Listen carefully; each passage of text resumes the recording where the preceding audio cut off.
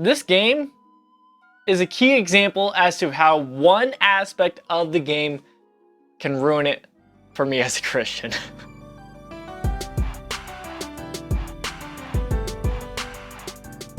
Hello, welcome to Hidden Values. I'm your host, Noah Price, a Christian gamer who loves RPGs and JRPGs. I mean, many other games, but specifically RPGs are my thing. I love it, especially turn-based. Turn-based is my favorite aspect of the genre, even though it's kind of dying out ever so quickly. But specifically, this is my show called SIDEQUESTS. SIDEQUESTS is a show that allows me to touch on specific topics I just want to discuss with you guys and not necessarily have to be tied down to a specific game to where I'm reviewing it. Most reviews I do on my channel of RPGs and sometimes not RPGs, I try to at some point talk about a discussion point that I found while playing the game. Specifically has to do with the awareness and how it impacted me as a Christian. The biggest difference between my normal reviews and SIDEQUESTS is that I don't have to review a game. This is just meant for touching on specific topics. And I have to say sorry for this very first episode of SIDEQUESTS to kind of be a little bit weaker than the future ones for sure.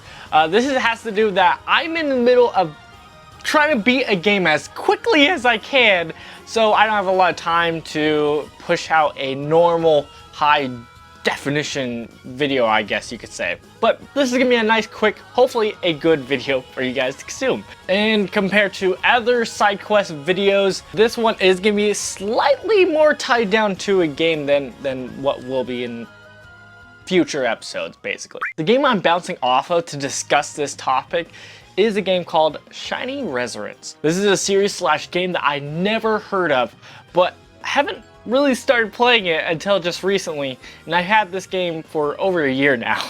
If you're like me and you love RPGs, you may have dealt with this situation. I love the Nintendo Switch. I love the aspect of being able to take a game on the go or just get to relax on a bed, relax and play an RPG and just take my time with it. So while I could look at other console games and see what RPGs they have, I tend to really centralize myself with Nintendo and see what they have on Nintendo Switch for RPGs. Usually not a lot.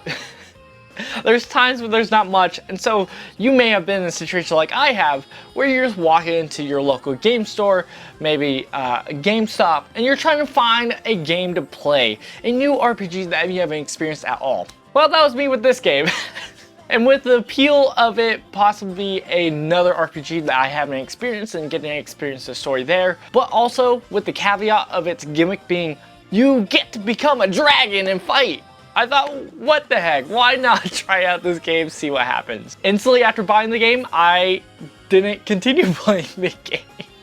And it's because of this topic that we're gonna be talking about, because I tried playing this game for this video and putting in time into it, and I came with the same problem as I had this time. Yes, this game had one aspect to it that made me not be able to play the game. I could push myself and make it work. It's nothing that's undoable, but it is something that really just jived and made it so I couldn't really play. Well, I've had situations like this in the past with games like Xenoblade Chronicles 2. The combat in the game is not one that I really like. I like being able to feel like I'm really actively making choices, and auto battlers aren't really my thing. Now, while I do plan on playing that game in the future and actually committing to playing it, this game, I don't know if I will. Shining Resonance Refrain is a game where it's in the medieval theme. There's bad guys, there's good guys, and there's dragons. That's really all you need to know when getting into it. You're a person who gets to use a dragon spirit that's in you, dragon soul. Think of Naruto and his Nine-Tails Fox spirit, or any other shonen protagonist that has an evil demonic thing that has a power inside him. Except in this game, the dragon spirit isn't actually bad, it's actually good, but semantics. The gameplay side of things that they added because of that dragon, great, love it. Speaking of other things with this game, all the aspects they have in this game is actually pretty good, pretty solid. It's what you would expect from a typical RPG or JRPG. Really good, sprawling dungeons and gameplay and just the combat, yeah, it's enjoyable. Even the aspect of its second gimmick, which is instrument weapons. Yeah, they have 7 different weapons that are actual instruments in the game and characters that you do it. It's very unique and thematic in this game. And I think it works. It's fine. It's fun. A lot of this game is good and enjoyable. But there's just one aspect of this game that just drives me in a way that I don't like it. And you might be asking, Noah, what is the problem with this game that makes you not be able to play it? Well, it's the sexualization of characters. Yeah! So this is a problem game that happens constantly. If you're not talking about the problem with violence in video games, it's the sexualization in it. This is very common in the JRPGs that actually go for a anime-esque look in it. The problem is there's a problem with anime. A lot of times there's this thing called fan service. And while a lot of fans don't actually like it, me including, that doesn't stop it happening. Now that doesn't mean every anime is going to have fan service, and it all ebbs and flows. It depends on the creator and depends on the genre of even anime. One genre that does it sometimes too much is a subgenre of anime that is harem anime. Now this sounds much worse because of what harem as a definition word means, but it usually centers around one protagonist, almost always male, and being swarmed around by a bunch of female side characters, and it's like, who's the love interest, and they're all deep down fighting for him. That's usually how it goes in one way or another. Usually that can push the button on sexualization of characters sometimes not. But this game actually follows the very same flow of this game being a harem genre.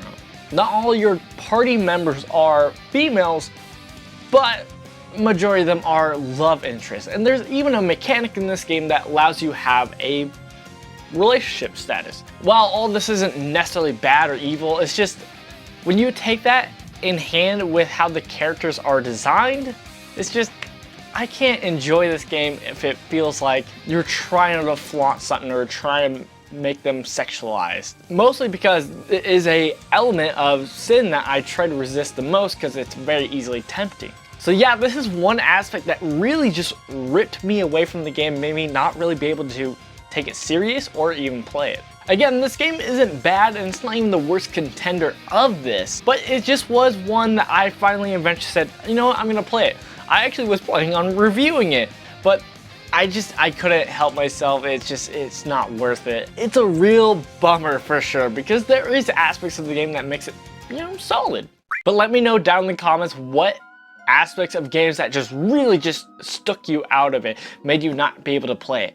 Is it a certain character and his philosophy and what he believes in, or is it some kind of story element, or is it like me with Xenoblade Chronicles 2, where the gameplay combat is what really made you not be able to play the game and enjoy it?